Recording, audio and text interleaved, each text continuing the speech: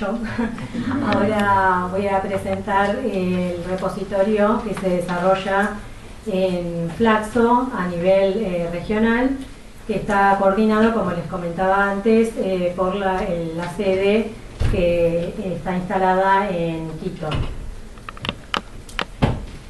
Bueno, este repositorio mayormente tiene la producción en formato digital que genera aquella sede en Ecuador. Hay colecciones de libros, revistas, también de boletines que editan ellos. También hay una colección de documentos, sería tipo informes de investigación.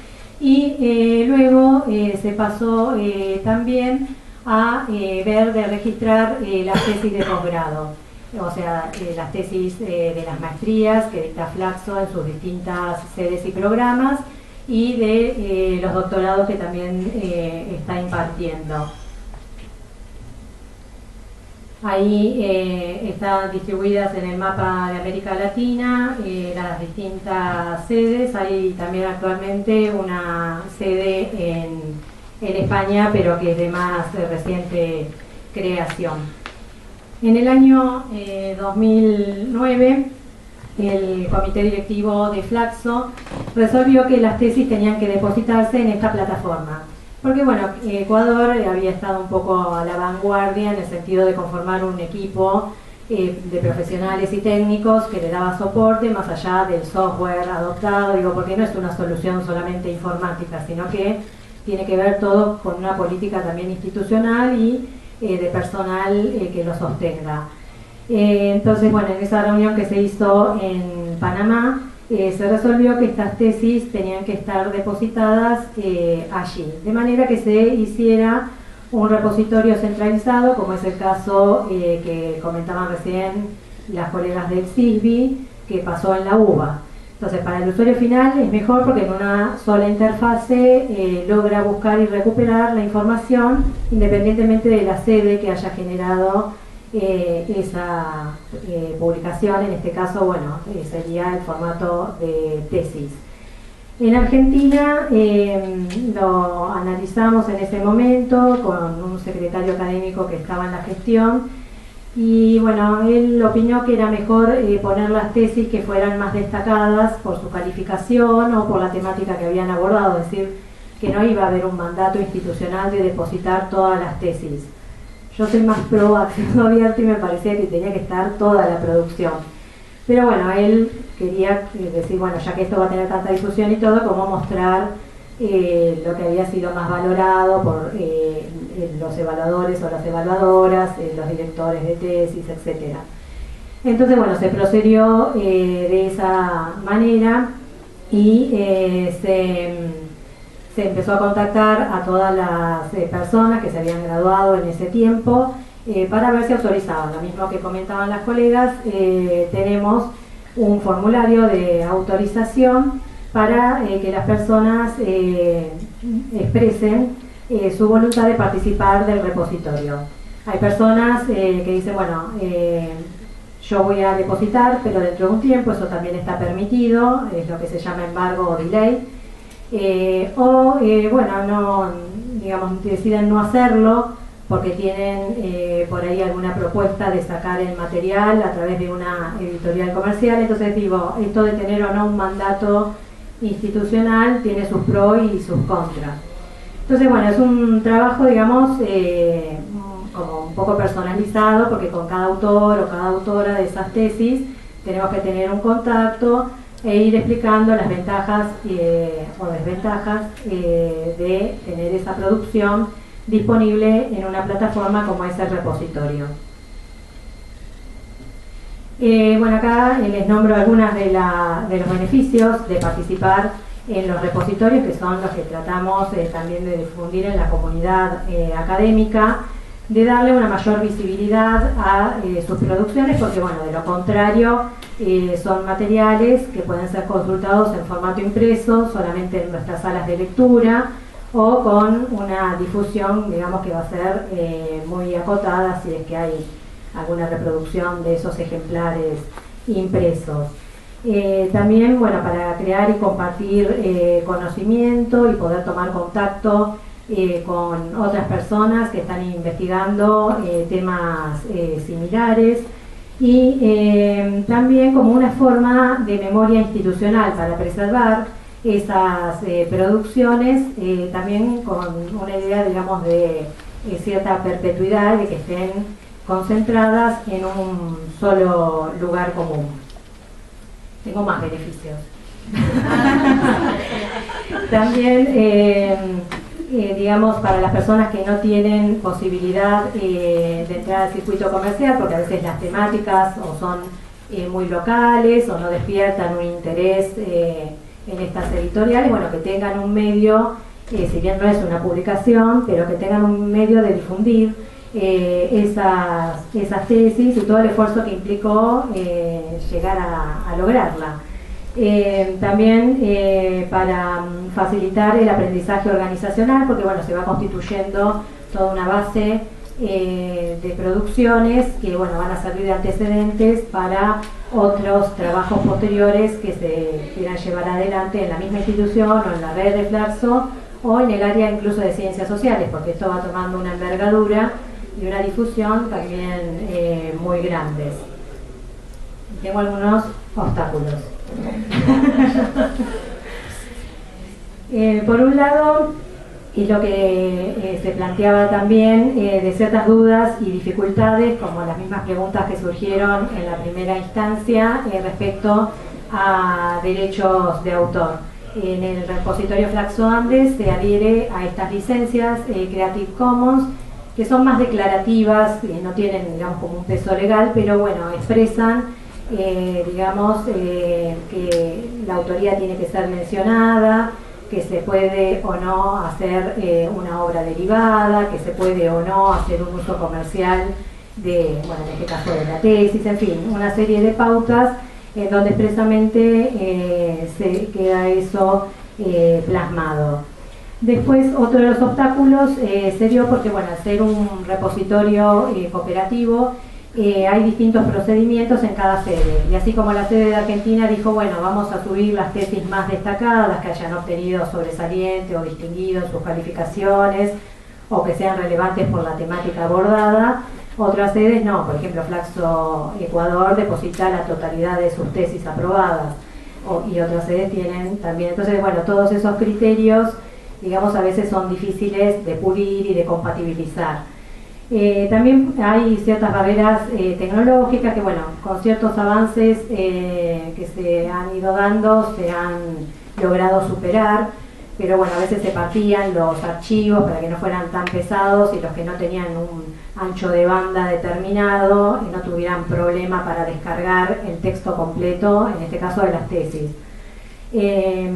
También a veces es difícil tener como servicios de valor añadido para los usuarios. En el caso del software adoptado, que no es Greenstone como en el CISBI, sino que se llama DSpace, que también es muy difundido a nivel internacional, permite, por ejemplo, tener estadísticas. Entonces, por ejemplo, yo miro mi tesis y digo, bueno, fue consultada tantas veces en un mes, desde tales países o ciudades, y me da como una pauta, digamos, numérica simplemente, de cuántas veces fue descargada o consultada. Y bueno, otro de los problemas, como siempre, es la plata. Así que el tema del financiamiento es problemático.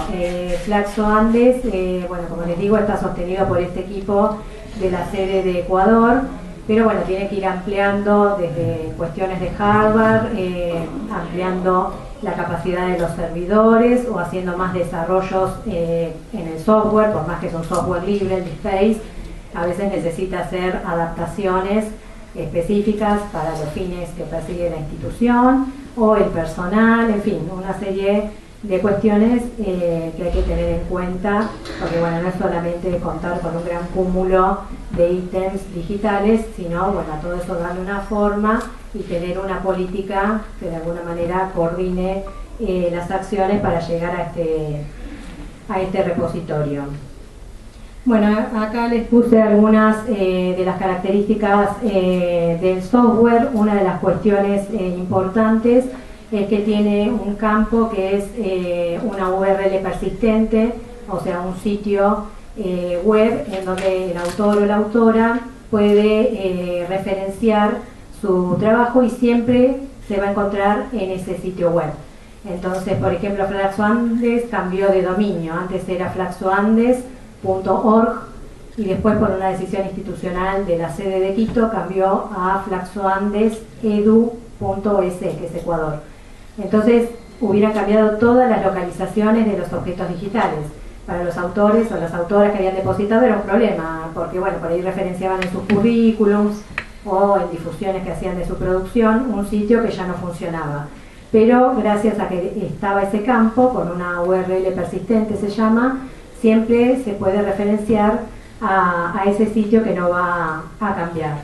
Y después, bueno, hay algunas cuestiones así más técnicas respecto a los metadatos que describen los ítems, que esas, bueno, son cuestiones que tienen que ver más con las bibliotecas, que en este caso son las que hacen el procesamiento de los materiales y el control de calidad de esos datos para que sean sólidos y no haya problemas después en la recuperación de la información.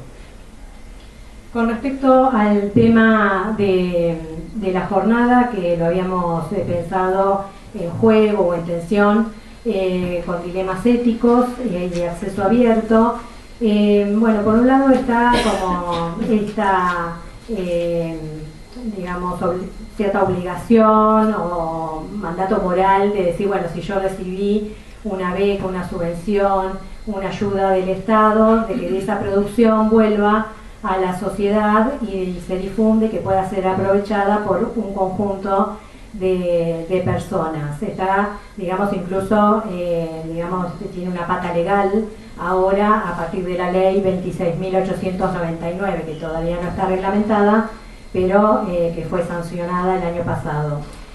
Otra de las cuestiones que a veces se presenta, bueno, es la del plagio, que en el caso de la experiencia de Flaxoandes generó o una paralización o un respaldo. ¿Cómo es esto? Una paralización porque hubo gente que ante el temor de ser plagiada decidió retirar su tesis.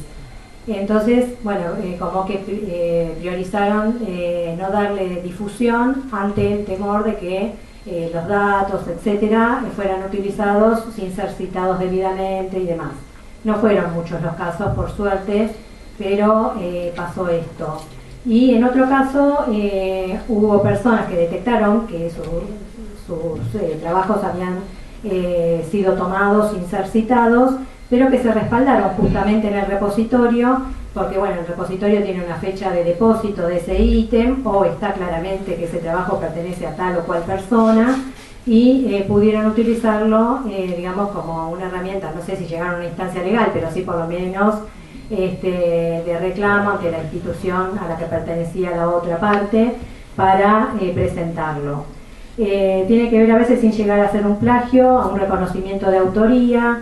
Incluso el software permite un campo con una cita estándar propuesta, que usamos estilo APA, que es una de las más difundidas, como para decir, bueno, se cita así este trabajo, digo, como para que no haya lugar a dudas, incluso se le da esa facilidad a la persona que la consulta.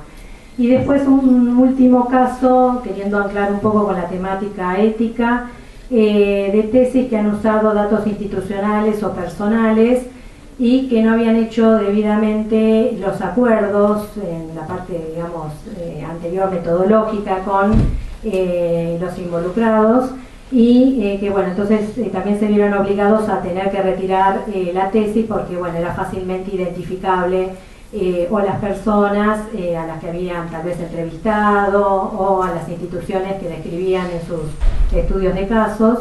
Entonces eso les resultó también algún problema.